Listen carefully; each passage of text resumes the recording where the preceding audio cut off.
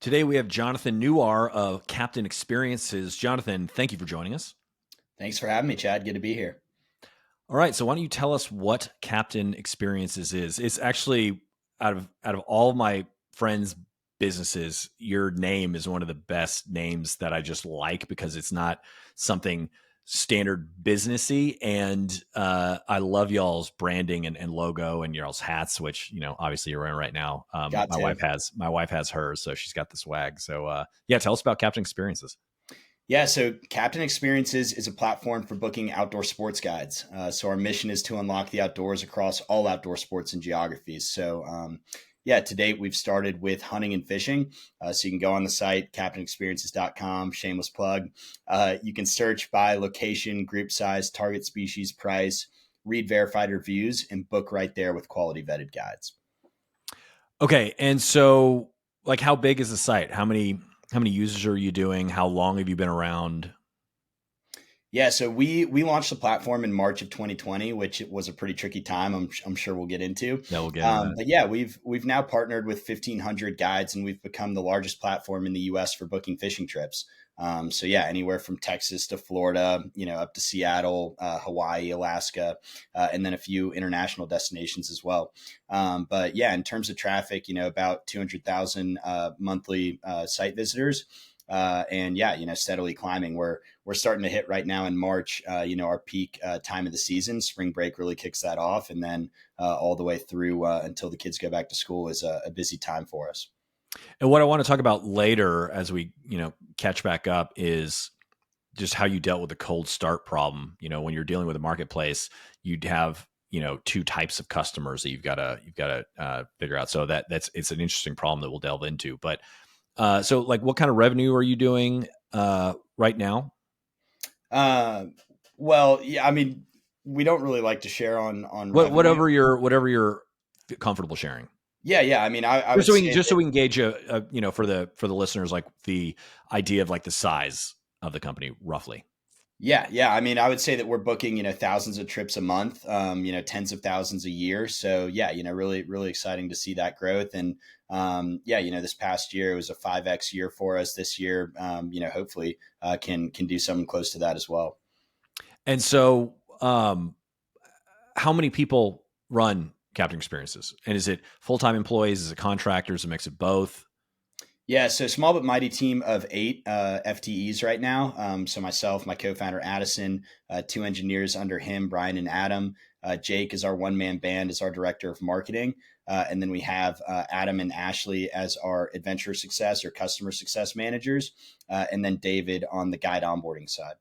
So pretty tight little business. And I love talking to people like you because I think there's been a renaissance for small businesses recently. We've been talking about small giants or small lean companies in just public for a long time now, but nobody like really meant it. It almost was if you feel a pain, you just hire someone and you deal with it. Whereas now I think people are more likely to just kind of deal with the pain and make sure they're hiring the right person and making sure that that person has like enough to do.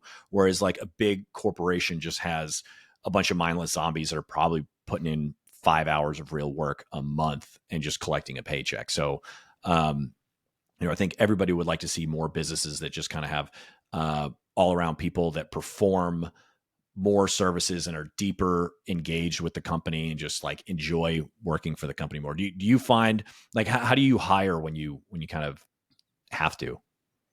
Yeah, I mean, we really, yeah, try to wait until it is a burning issue, and then we try to address those issues, with product or with, interesting creative workflows.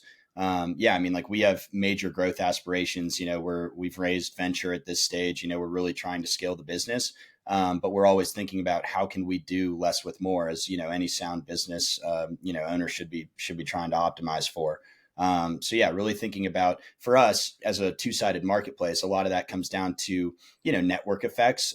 So for example, SEO has been our number one acquisition channel to date. And we really lean on our guides for a lot of that content to help, propel us up the rankings as opposed to our team, having to, flex that muscle ourselves. Yeah, 100%. And I like The other thing is just taking investment. That is also a hot topic right now because 2 years ago, 3 years ago, it was just falling from the heavens. And then now there are companies that are just kind of underwater because they were expected to grow too much too fast. Yeah. And then they just weren't able to like grow into their valuation, and now they're upside down. And so, Yeah. Investment kind of as a not as a primary source is like you ultimately you got to have your customers fund you or else you're not a real business. But there are definitely businesses that require investment of some sort. My company, Better Legal, is one of them. Like we would have not, it was a very much a pay to play business and still is. And we wouldn't have been Mm-hmm. able to do anything. We wouldn't have been able to bootstrap the company at all. So, Right.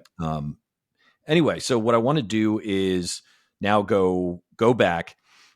You're interesting because you don't have, when I talk to a lot of entrepreneurs, there's always a lot of, I was like doing the side hustle when I was a kid. And people have all these interesting creative stories that from like really early childhood. You did not follow that. Um, which is, everybody's got their own story and everybody has their own path towards entrepreneurship. So that's like perfectly fine. It's interesting that I think you're the first, not that I've interviewed thousands of people or anything like that, but you're one of the first that I've talked to that just has no real like early entrepreneurial experience. So yours, you just kind of had like you were just kind of a rambunctious child. So like, let's just talk a little bit about, I mean, when I asked you to write out some stuff about, your past and stuff, you're like talking about wrapping houses and stuff like that and not like, so it is kind of interesting. So yeah, just tell us I about mean, your childhood a little bit to give us like set the scene. yeah, definitely. I mean, growing up, a lot of, that was focused on sports. So really anything with a ball, any sort of team sport, football, lacrosse, basketball, soccer, whatever it was, we were always outside playing. And then we'd also, just explore the woods, behind the house and that sort of thing. And so, in Houston, our house backed onto the bayou there. And so would grow up fishing back there. And those were sort of like the first memories, and then going down to Galveston and things to fish on the salt. But yeah, I mean, that childhood, I guess, some founders, they sort of, show that creativity, through, entrepreneurial endeavors like, car washes or things like that, lemonade stand. But for us, it was more of just, wrapping houses and getting into trouble and coming into creative ways. We used to have this invisible rope trick where, we'd act like we were tugging on different sides of a rope, on a street, and all the cars would pause. It's just, kind of funny stuff like that. And so, yeah. Yeah. When you wrote down the invisible rope trick, I didn't really know that what you were talking about, but now so if nobody knows what he's talking about, if you're watching this and not listening to it, it's when like two kids just like they both pretend like they're pulling on a rope and a car's driving by, and the car slows down because they're worried that there is actually something there, but there is nothing there. We were I did something horrible. like Yeah. that. My buddies and I used to pantomime at bars. We used to pantomime double Dutch jump rope, just Oh, as wow. like Yeah. a bar trick. So we'd pretend we were like doing double Dutch, and then we'd invite people to jump into the double Dutch and pretend double That's Dutch. And awesome. it got, yeah, I think I've outgrown it a little bit, but I keep trying to get it going at weddings, and my wife won't she won't participate, which is fine. But anyway, so what I do find interesting is that you were you had specialty in it, and so I find entrepreneurs are either looking for something, they either have a creative entrepreneurial bug and they are pursuing something, or they have intimate experiences with something and then they turn that into an entrepreneurship pursuit. So tell me more about the fishing early on when you were a child. So I assume when you say fishing, you were also doing fishing and hunting, or were you just a fisherman? Yeah, no. So actually, just on the fishing side, I never really grew up hunting, and that's what's been, really exciting about Captain is that now that we've launched hunting, our first additional vertical, it's been a real opportunity for me to get out there and learn and enjoy that pursuit. And so, yeah, I mean, that's what Captain is. Our mission is to unlock the outdoors. But yeah, I mean, growing up, I never really thought of myself as an entrepreneur, or even in school. I was an economics and finance major, started my career in finance in the oil and gas space. And then, yeah, the story is that oil and gas company sold, and I said, hey, let's book a fishing trip, and really just got hit with the idea. And from there, mapped things out and said, hey, there's a real opportunity for a business here. And mentors and advisors were saying, hey, you'd be stupid not to pursue this. And I said, hey, I'm passionate about this. It's a real problem out there. We should endeavor to solve it. So yeah, it was never really like, hey, what sort of business can I start, and jumping into it from a real sort of entrepreneurial background. It was more of just, hey, this needs to exist. Here we go. Yeah. Okay. So let's put a pin in that real quick and go to college. So you were a bartender, or I guess a bouncer slash bartender in college. So explain those years to me, and those jobs. Yeah. So, yeah, graduated from the University of Georgia in Athens. Great music town and nightlife scene. And so, yeah, all throughout college, it was kind of just a fun pastime, I guess, and a good way to earn some, incremental income, as a college student. And so, yeah, I was working in the bars with a number of friends, and yeah, it was always great. So, started at the bottom rung, as a door guy, sitting on the stool for hours, at length, checking IDs, and at the end of the night, 2, 3 a.m., you're cleaning up, you're mopping, wiping everything down, that sort of thing. But yeah, from there, graduated to being a bar back, which was actually the best role, because then you're out, mingling with your friends, and you're just cleaning glasses and stuff. And then from there, you graduate to being a bartender. And so then, yeah, you're serving drinks, and, managing tabs, and, it's all about customer service and all that sort of thing. So really taught me a lot, in terms of, people, customer service, all of that. How long? I've always kind of wondered this, because people generally don't start as a bartender; they start, as a Right. bar back and all that. How long does that experience last? Let's see. So, yeah, I was, working the door for, a year or so, and then, a year, or, 6 months as a bar back. And then, yeah, 2.5 years as a bartender. So So yeah. how is like, do you move from a bouncer to a bar back, and a bar back to a bartender, because there's an opening, or because that's just like the way, the process happens, or how's that work? Yeah, I mean, it's really about, just sort of, putting in the work, and showing your commitment. So there were people who, I don't know, just sort of didn't demonstrate that sort of work ethic, working the door, working as a bar back. And from there, you you know, just kind of stagnate there. But, if you're doing things the right way, yeah, at some point you'll get that call up to the big leagues, I guess. And yeah, there's a starting position for you. And then, yeah, you would normally start at like the back of the bar at the, sort of like the minor leagues, and you would, serve drinks back there. And then, if you, prove that you can make it happen, then all of a sudden you'll get moved up into the front of the bar and that sort of thing. So there's even a hierarchy for bar space. Like, the better bartenders get the prime spots. Yeah, the prime real Maybe, estate. maybe where you work, maybe not where everything is, but that seems logical to me. Yeah, definitely. And I was even working for a guy in Athens, Jason, that owned a number of different bars. And so, there are different bars that he owns, and you could get moved around from one bar to the next, things like that. Okay, so this wasn't your only thing you were doing in college. You were also interning, right? Yeah, so interned for a boutique investment bank in Atlanta, called, yeah, Genesis Capital. Was interning there. And so how did that, like, how long did that go for?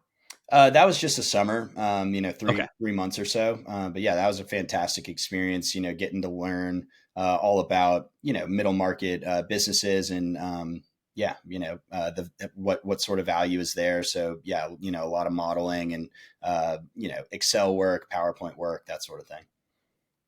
Okay. And what was your major in college? So double majored in economics and finance. And what was your plan? Like when you were in college at the time, like what was your, did you have a goal? Did you know what you want to do after college, or how did you what was like the next step? Yeah, I mean, I remember really wondering, I think senior year of college, that's really that big leap into the real world. And so, I was really thinking, hey, what do I want to do next? And yeah, at the time, was really excited about investment banking and the ability to learn about all these different companies.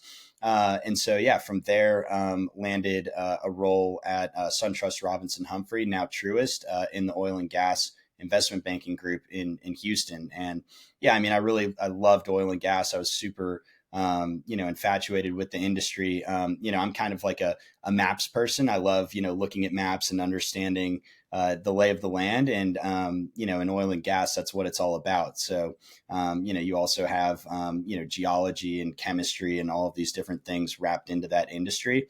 And then you obviously have the finance side of it. And, looking at how to finance these businesses and grow. And yeah, it was just a really exciting experience. Okay, so you graduated from college and then you went into investment banking. Did you work for the same company that you did an internship for, or something different?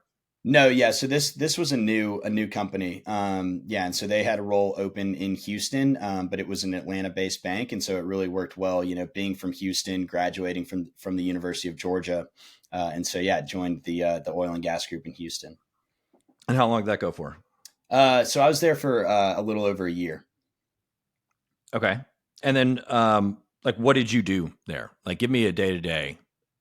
What was the Yeah. most interesting thing you were doing there? Yeah, I mean, one of the most interesting things that I did is, just working on M&A deals. And so, yeah, a lot of, activity was going on in the Permian Basin, which is one of the largest, oil reservoirs in the world. And so, yeah, working with companies to, acquire assets there or divest assets. And yeah, it was just really exciting. I mean, a typical day, I mean, it was long hours, so you're working, you know, 90 100 hour weeks, get in at 9, leave at 9 or 10 or so, and then if you had a deal, that really took over your life. So yeah, I mean, it was just a lot of modeling, a lot of PowerPoint, putting decks together, for the managing directors, for the company's leadership, C suite, and yeah, just a lot of research and heads down time. Okay.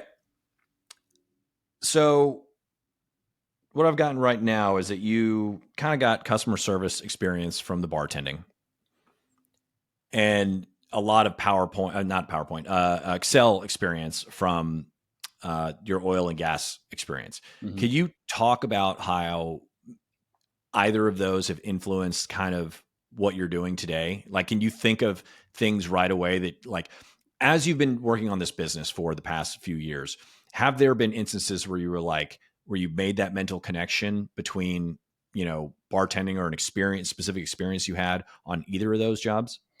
Yeah, I mean, I think I've definitely, made the connection, on the finance side with the modeling experience and such.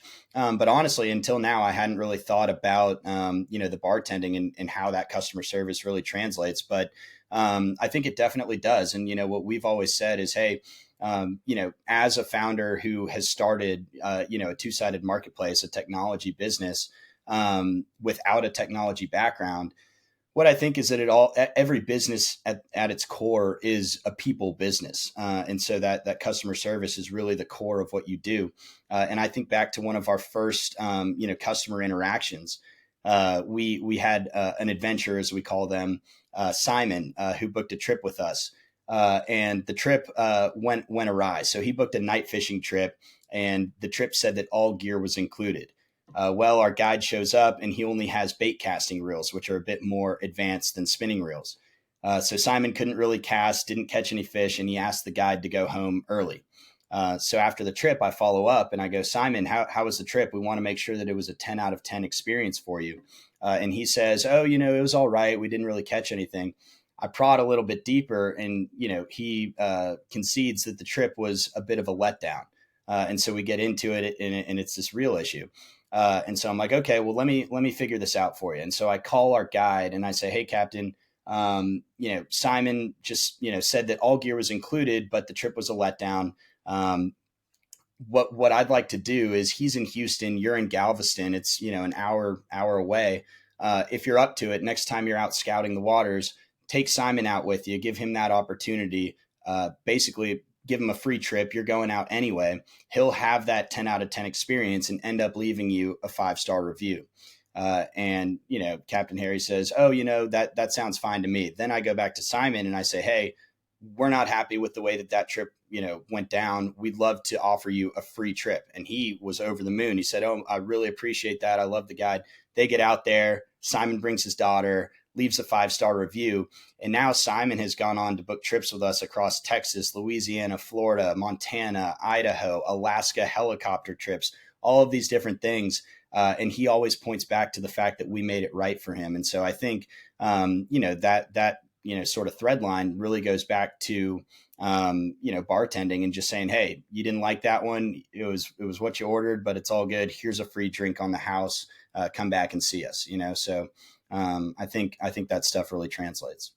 So this was his first experience with y'all, and then you kind of dug a little deeper, and then it translated into a longer term. It sounds like a power user, really. He definitely is, yeah. And yeah, we've had others, and Simon's gone on to refer others to us, and yeah, it just goes to show the power of making it right, especially in those early days when we were still figuring things out. The platform's a lot more advanced at this stage, and we don't get too many of those. But in any business you do, and it's on you to make it right.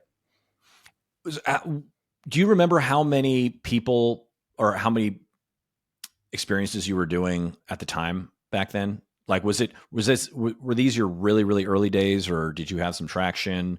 Because one of the things I'm curious about is, why did you reach out to this individual? And is this something that you can continue to do? And do you do anything? Like, did that experience trigger you into saying, "Hey, for an early user, we really need to invite them to engage with us"?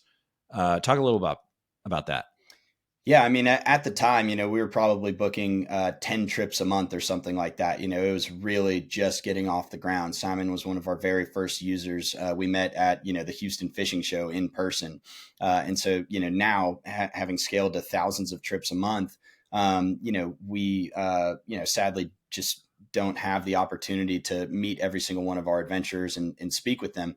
But what we do is we've built around that. And so we have our review system, and those reviews, not only do they get populated on the site, but they get sent into a Slack channel that our team audits and views in real time. And so we're in the office high-fiving each other when we get a 10 out of 10, review, and people uploading pictures of them, with the big grip and grin holding a big fish. And we're super excited about that.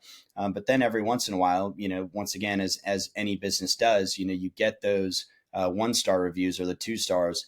And at that point, we make it right, and we get with the guide and we figure out what we have to do, just like we did, day one with Simon. Did that early experience with the guide basically not having the right equipment, even though he said he did? Was that, first of all, was that a listing that he put himself and that just wasn't verified? Because you can't verify everything, right? Like you can do what you can do, but once you scale to a certain size, it becomes untenable. But did that create any new processes for verification, or did you learn from that experience and implement anything specifically? Yeah, definitely. So now we get, in the weeds with our guides, and we're very explicit in, what we call out on the trips. And so at the time, we just had a specific sort of checkbox, is all gear included? Yes, no. Now we have full, at length sections about the trip, and we write in detail exactly, what that trip constitutes. And so, yeah, we haven't had, any or many issues to my knowledge, of the same sort, because we've, built against that. And so what happens if a captain breaks that? Let's say they put that everything's in there. How do you identify that, the review itself, 5 out of 10, 10 out of 10, is there anything that you ask the people on the trip specifically that kind of informs you that maybe, it was filled out incorrectly? Well, what we do is we have a pretty in-depth ranking system for our guides, and so we rank them on a number of criteria, and Mhm. all of those criteria are predicated on the adventure experience. Is the guide earning 5-star reviews consistently? Is the guide updating their calendar and not declining Mm. trips, regularly?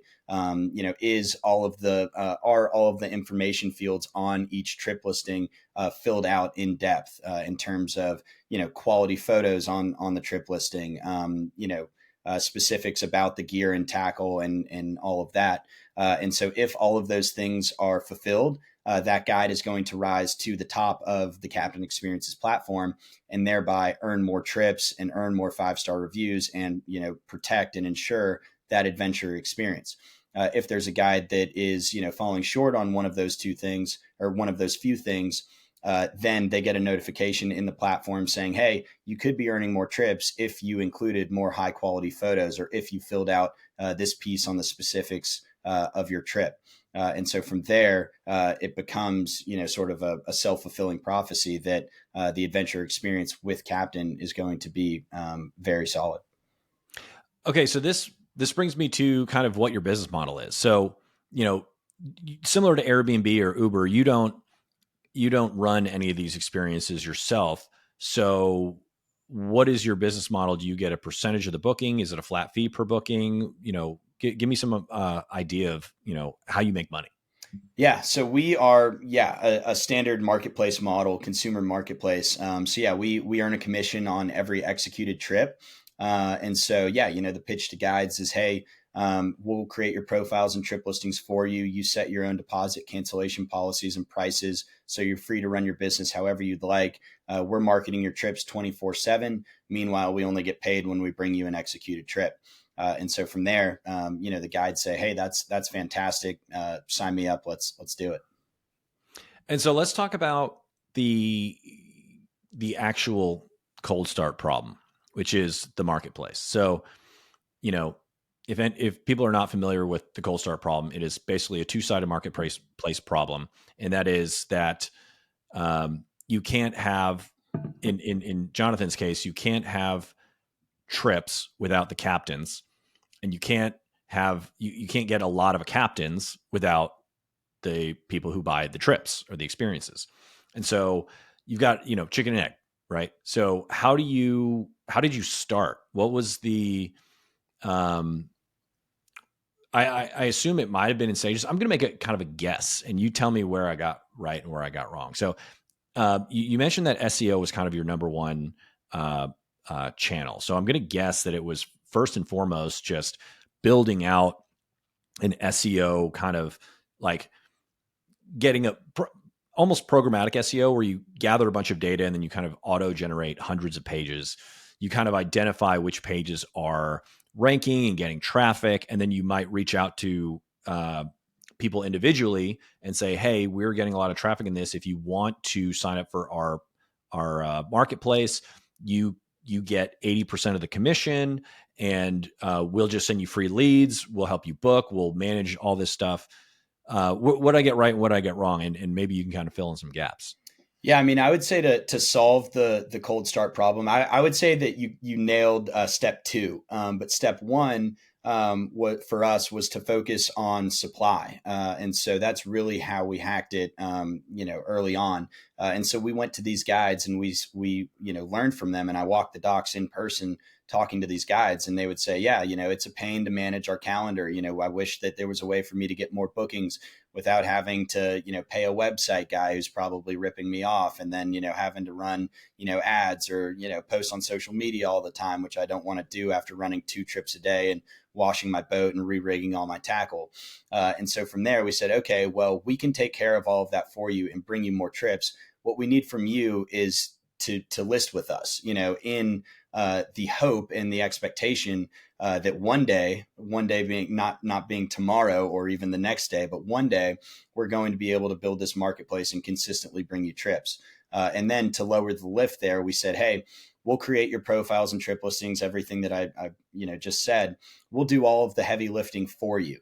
And so from there, we were able to onboard guides and bring them onto the platform. And then that's when we, stepped up the demand side with, SEO and events and things like that. Because, yeah, I mean, the knock on SEO is that, it takes a while to really rev up. But once you do, it's fantastic. It's organic, and you can really scale it. But in those early days, we had to fill the gaps with events and just sort of, legging it, so to speak. But we've since evolved that to where the guides manage their listings now, and we've made it very easy for them to onboard themselves. And we've done a great job as a platform, to the point where our existing guides now refer other guides to the platform. Mm-hmm. So right now, over 50% of our guides that are new signups are what we call zero touch. So they're hearing about us from other means. That's awesome. And so do you have an affiliate program, or is it just like do captains get like a bonus if they invite other captains, or is it just because it's a good service and they like it? Yeah, not right now. I mean, we're not subsidizing it. It's truly just word of mouth. And so, I mean, these guide networks are so dense. Think about the Galveston Yacht Basin, for example, in Galveston. I mean, there's probably 400 slips, and there's probably 50 charter guides right there that operate all out of the same exact address. And so, if there's a guide that's leaving every day with trips, his buddy at the slip next to him is going to say, "Hey, what's your secret?" And that guide is going to say, "Hey, you've got a list with Captain Experiences. They're bringing me more trips than I can handle." Got it. So it's a density thing. They're all in the same place, and so people are physically seeing that they've got a lot of trips, and the person seeing this is not. Yep. So you said early on you were just kind of walking the dock. So with solving the supply problem, I imagine that you had to start in one place. Like you couldn't have launched 5 cities at once. Exactly. Yeah. So we really, studied marketplaces, and there's so much out there that you can really, teach yourself. So yeah, Cold Start Problem, Andrew Chen, Lenny Rachitsky's blogs. There's just so much out there. And so, yeah, we really studied these successful marketplaces and said the difference between success and failure comes down to liquidity. Being able to connect supply and demand. And so we said, hey, we need to build liquidity. And in order to do that, we had to focus and constrain ourselves, not only geographically, but also vertically. And so rather than launching, in Colorado and saying, hey, we have a mountain biking guide in Telluride and a kayaking guide in Vail. But if you want to go, mountain biking in Telluride, you fall through the cracks, in Vail, you fall through the cracks. And so we said, hey, no one's going to fall through the cracks. What do we need to do to execute on that? And so we launched fishing only in Galveston, Texas.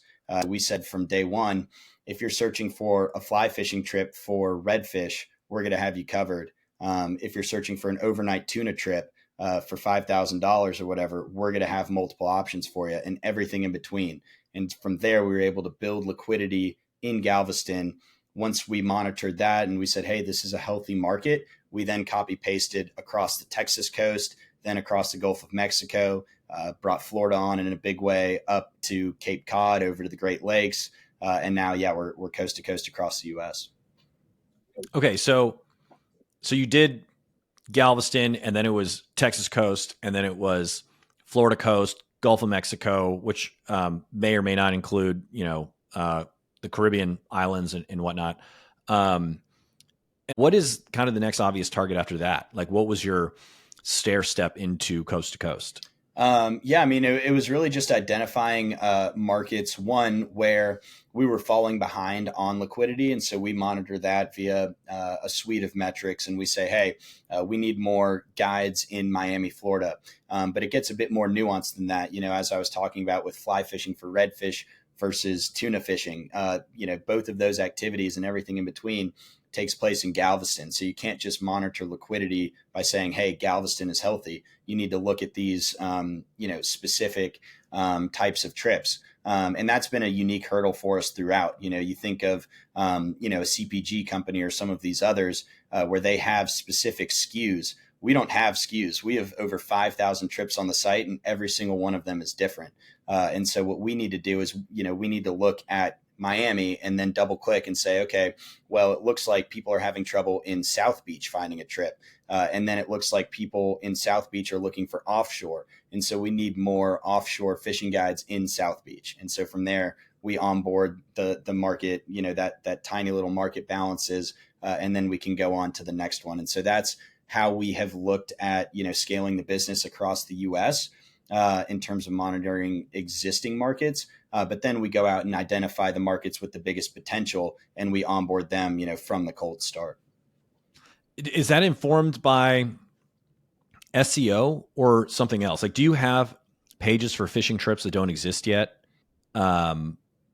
Yes, yeah, we do have some, but yeah, a lot of it is informed, through SEO, and actually, that really goes to your point, on the finance experience translating to Captain. Really, what I thought about in terms of market growth was thinking about it from the perspective of a drilling schedule. And so when you're building out a drilling schedule in oil and gas, you think, hey, we're going to drill the most economic wells first. And so, we think about that from a market perspective and think, hey, does it make sense to launch in, Charleston, South Carolina, or does it make sense to launch in Chattanooga, Tennessee? And we figure that out, and then we prioritize those markets on our drilling schedule in terms of market expansion. Is there more that influences it more than SEO, or is it SEO is kind of a trigger where you get to create a top 20 list of next spots, and then you kind of look into the local market? Like, what are the other signals that you get? Yeah, I mean, it's tough to find quantitative signals, in the fishing space. It's not like construction or something else where there's, a number of annual reports, out there. And so, yeah, what we've found to be helpful to us is, SEO, because Google does, have information on these keyword searches.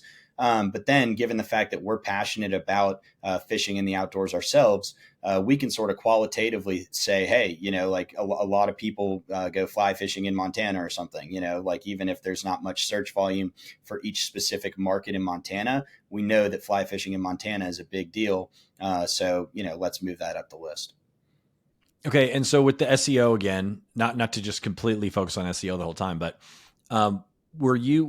when you were in Galveston and you kind of had Galveston on lock, were you working on the SEO then, or was it after you had the Gulf of Mexico, Texas coast, or when did you actually start saying we need a way to create a whole bunch of traffic for a whole bunch of different things, pages that we can grow into?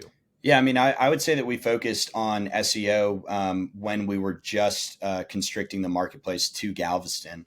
And that was really just out of necessity. We didn't have, all that much capital at the time. And we said, hey, how are we going to get scrappy? We can focus on SEO. It's organic as long as you put in the work. And, in terms of the site structure and content, you can make it happen. And so we really focused on, writing all of this content about Galveston from our experiences fishing there, in terms of the different fishing spots that you can go to, the different types of trips and all of that sort of thing. And from there, our Galveston page started ranking. And then from there, as we scaled, we said, hey, we really can't, focus that much time. We need to build a scalable sort of growth motion. And from there, that's where a lot of the programmatic stuff came into play. But then we also always go back around with our personal knowledge and with the knowledge of our guides to build content around each of those markets. And just for people that might not know, I've done programmatic SEO myself, and it has been amazing. Can you, from your perspective, explain to everybody what programmatic SEO is and the benefit? Yeah, I mean, it's really just like trying to templatize your SEO growth. And so like one of the things for us is, what's called a static site slinger.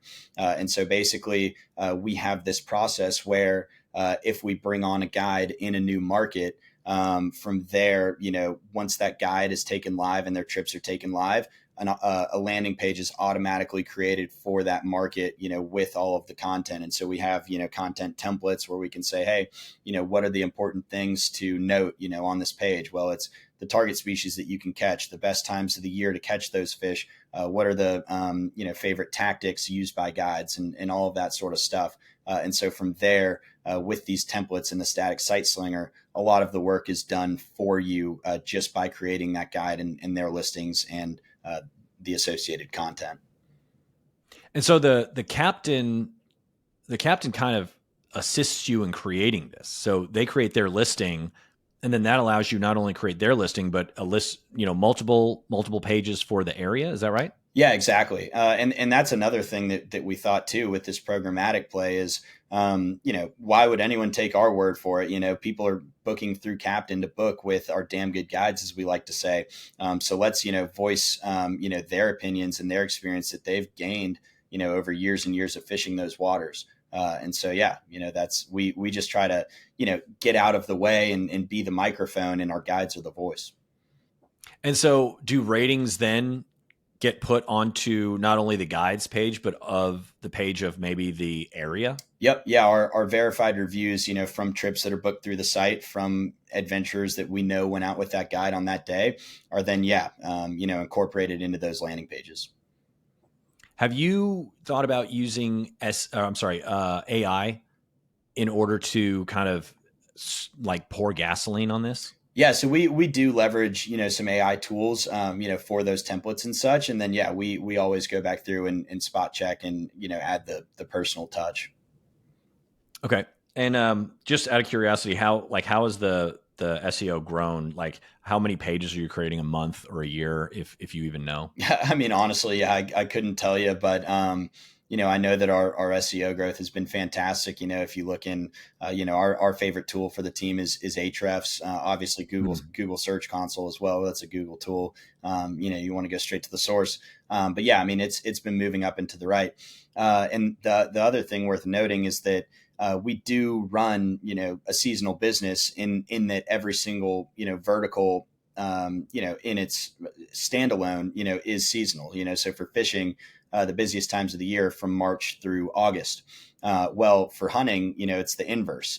And, that's sort of a growth hack for us, because the same guide can offer hunting and fishing trips. But for the first time this year, we've seen our SEO growth continue to, expand throughout the fishing sort of slow season, which is really exciting for us. Do you also run ads, or do you focus on the organic? We do run ads. We run Google and Bing ads. Yeah. Just to, claim more real estate. And then it also helps with what I was saying in terms of how SEO can take a bit of time, to really get up and running. And so in that interim, we can, get a market to liquidity faster using paid. And so you've taken investment. You mentioned that.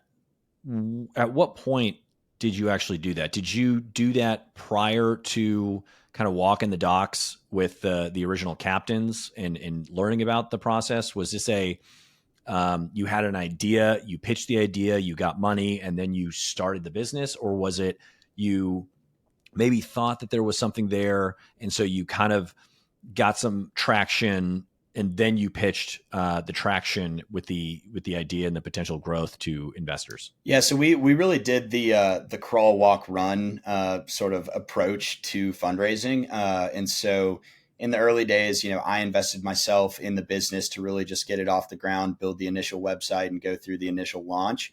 And then from there, we were able to book, a handful of trips a month or so, and we were able to, raise a decent angel round. And from there, that allowed us to grow the business, build some initial traction, at which point, venture investors became interested, and it unlocked, that, fundraising, opportunity for us. And then, raise another subsequent round, and, we'll see what happens in the future. But, it's definitely been, a stair-stepped approach. So Amazon started in books. A lot of people don't realize that Amazon sold books for years, Right. Only books for years before ever going into their second market, which was CDs and DVDs. And then after that, and these were because a book is, this big, it's easy to ship. It doesn't get damaged.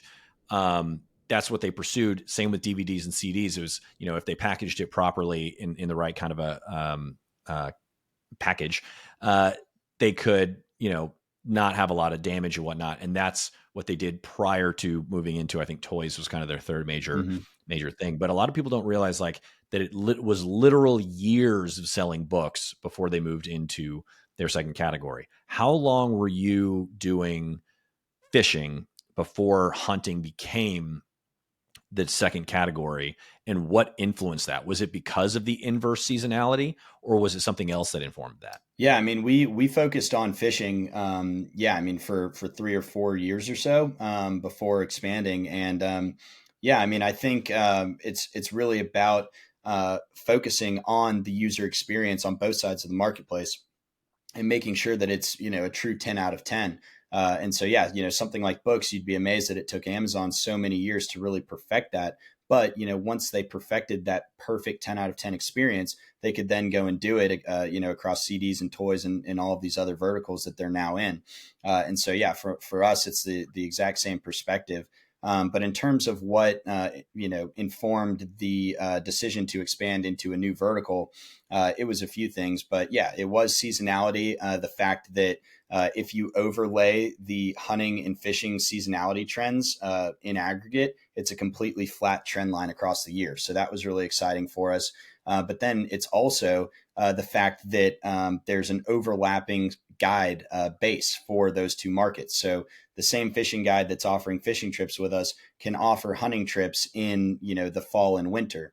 And so from there, it was, hey, let's just kind of tweak the site a little bit. And then boom, rods and reels become shotguns and shells, and a boat becomes a duck blind, and boom, you've got hunting. And you just have the exact same supply side relationship, and you've unlocked a new vertical. And then, yeah, the third piece is just the fact that we have our existing adventure base, and we've grown that to a substantial early base.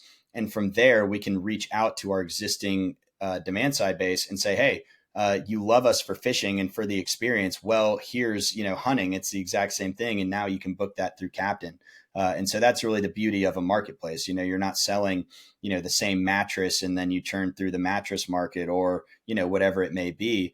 You can continue to scale your supply and offer that new supply to your existing demand. So, but what was the thing that triggered it?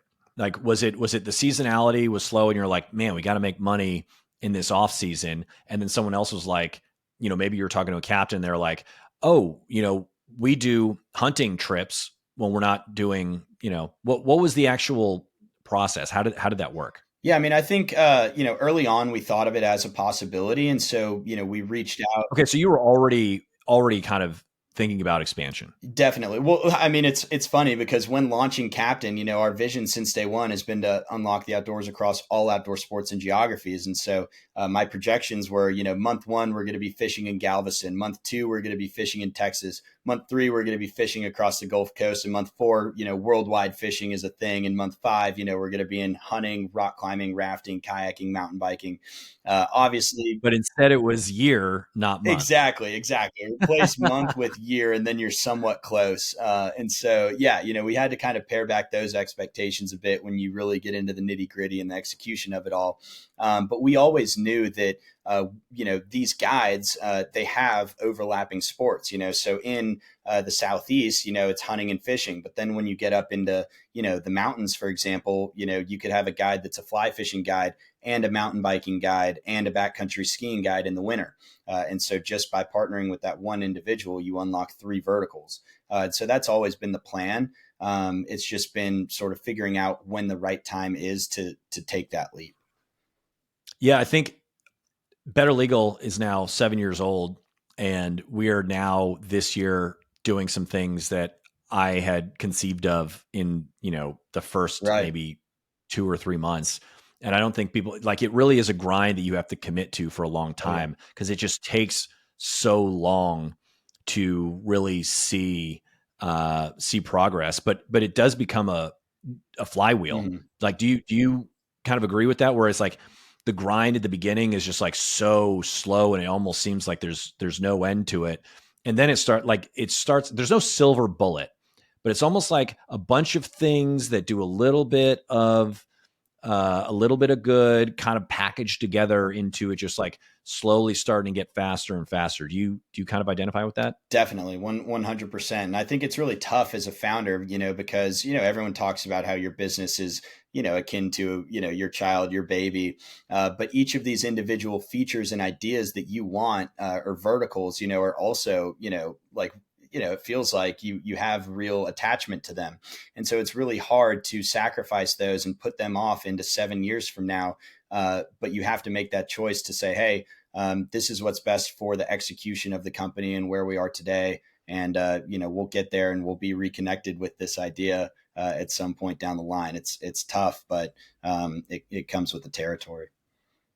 So if you conceived of all these different verticals that you might be in at the beginning, just out of personal curiosity, because I'm so interested in branding, was there were there other names other than Captain Experiences? Because Captain Experiences is perfect for fishing. Hunting is a little, whatever, but then, once you get into rock climbing or if you do any other stuff like that, then Captain is kind of not a perfect term. Like, did you have other names? Did that bother you at all? Or is like Captain going to evolve into just like the leader of the adventure? And, just like when you launched hunting, did you see any kind of confusion with people about that? Yeah, we honestly didn't see any sort of confusion. And yeah, again, we thought about this, from the earliest of days, and we thought, hey, captain, obviously captain of a boat, it applies to fishing. But when you think beyond fishing, captain sort of has a team mentality. You have the captain of a football team or a soccer team or whatever it may be. You have Captain America and this sort of hero image of it all. And yeah, you can really think of it as, someone, booking a backcountry, hiking trip, summiting the top of a mountain, and captain really applying to that sort of experience. So yeah, I mean, we think that with the right sort of messaging and packaging and all of that, captain can transcend captain of a boat pretty seamlessly. Yeah. So how long ago so when did you officially launch? And then how long ago did you launch hunting? So we launched Captain Experiences in March of 2020. Really, Right. You mentioned that, like, right? COVID, yep, baby, right? exactly, When COVID exactly. started. And then yeah, we launched. We say that we launched hunting in earnest this past fall, but we Okay. had run a test experiment with duck hunting in Texas the previous fall. Are there other verticals that you are already planning towards? Or are you gonna focus on hunting for a while? Yeah, I mean, we'll see. It's all about how quickly we can expand. But what we saw with hunting is that really that expansion was not that heavy of a lift. It was not as heavy of a lift as we anticipated as a team. It was really just kind of like tweaking some things, and we had the rails in place to really make it happen. So, I think with hunting just being launched in Texas and Florida to date, again to constrain the marketplace and build that liquidity. I think that we have a lot of work over the next couple of years to really scale that geographically how we want. But yeah, we want to get into those other verticals as quickly as we can. And so, well, give me a list. Give me just off the top of your head, what are the obvious next things?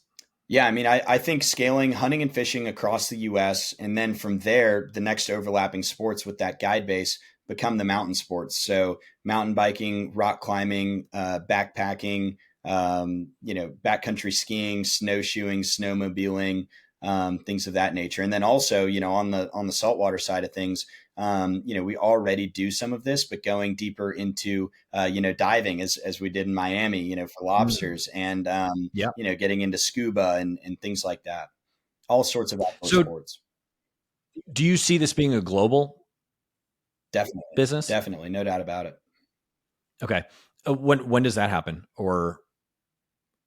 Yeah. Or are you already doing it? I mean, I assume Mexico is probably something that might already be, happening, but when do you expand like to true global? Yeah, so we have some trips, in Mexico and the Caribbean right now, and those are seamless. They're fantastic. We've got great guides in those locales. But yeah, I mean, we're itching to go global. I mean, I did my honeymoon in Australia on the Great Barrier Reef, and that was amazing. But Mm.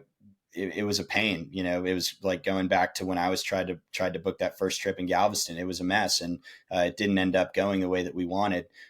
So yeah, I mean, we want to get global as quickly as we can. It's just a question of, resources, prioritization, liquidity, doing things right versus trying to scale and having things slip through the cracks. All right. Well, Jonathan, thank you for sharing all this with us. The website is captainexperiences.com. Do you have anything else you want to share, or, socials that you've got that people can reach out to you on? No, yeah, it's just Captain Experiences across the board. But yeah, Chad, this was a blast. Can't thank you enough. All right.